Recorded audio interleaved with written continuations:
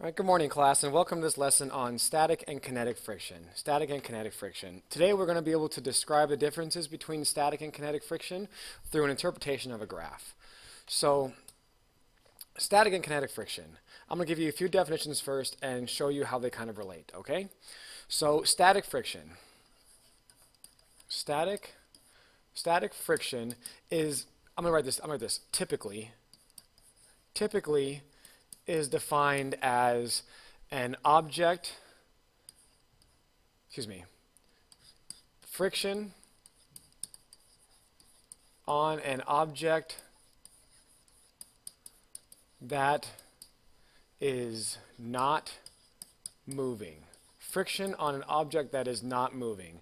I'm putting typically because this is most of the time, but in reality, I'm going to change that into not sliding.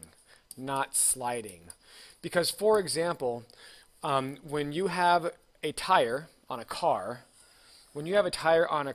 and let's do a so this is the side view, and let's do a top-down view as well.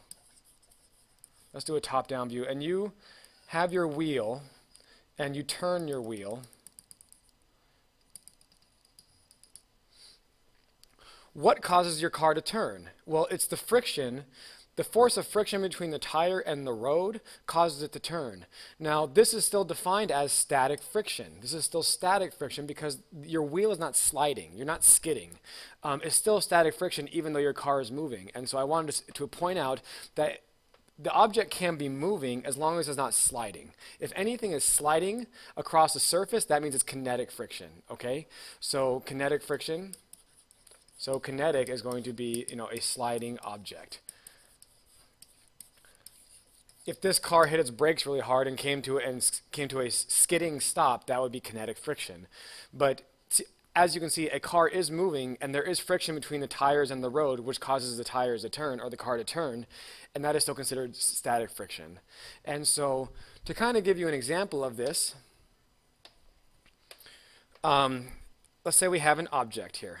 We have an object, and we apply a force on this object. And our first force is 1 Newton. Now I'm going to draw a little graph over here.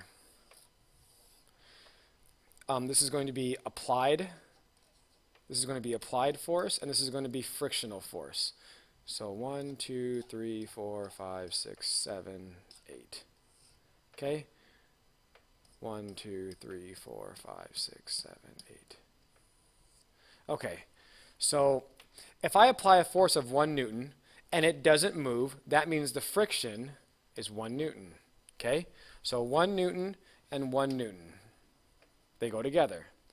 If I applied a force of 3 Newtons and it doesn't move, then the friction is 3 Newtons. So if I do 3 and 3, it's 3 Newtons. Let's say I apply a force of 6 Newtons and it doesn't move, the force of friction is 6 Newtons. Okay? 1, 2, 3, 4, 5, 6. 1, 2, 3, 4, 5, 6. Okay. So we end up getting a graph of the applied force and the frictional force. Okay? The applied force and the frictional force. Now notice the force of friction is changing because it depends on how much you're pulling. A friction is a reactionary force. It is reactionary. Okay? That means that it depends on how much you're actually pulling. If you're only pulling with 3, it's only going to provide 3. If you pull with 6, it's only going to apply with 6. Now, with static friction, at some point, this box is going to start sliding. So there is going to be so this is friction, static friction, max. Static friction is going to have a max value. And let's say it's 6. Well, once it starts sliding, this drops down. And it starts sliding, and this goes constant. This goes constant. So this is our kinetic friction. This is our kinetic friction. When something is moving, or when something is sliding, the force of friction is constant. The force of friction is constant. And you'll notice the force of kinetic friction, so this would be like the force of kinetic friction. This would be the force of static friction. The force of kinetic friction is always going to be less than the force of static friction's max value. Static friction is always going to have a higher max value than kinetic friction. Okay? Always going to have a higher value than kinetic friction. So With these comes two equations. We have our friction equals mu s times normal force, and our friction equals mu k times normal force. These are our two formulas, and you just have to realize that this number is always going to be mu s is always going to be larger than mu k, and these two are not going to be equal. Okay, these two are not going to be equal. So if mu s was 0.5, then mu k might be 0.3. Okay, I'm not saying it's going to be 0.2 less every single time, but they are going to be different. So static and kinetic friction really is an object not sliding versus an object sliding, an object not sliding versus an object sliding. Okay. The force of static friction is reactionary compared to the applied force. There is a max value of static friction, and then that max value will always drop off when this object actually begins to slide.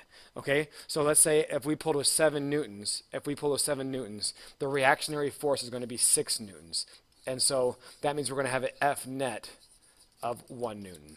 Okay, so that is the basics of static and kinetic friction.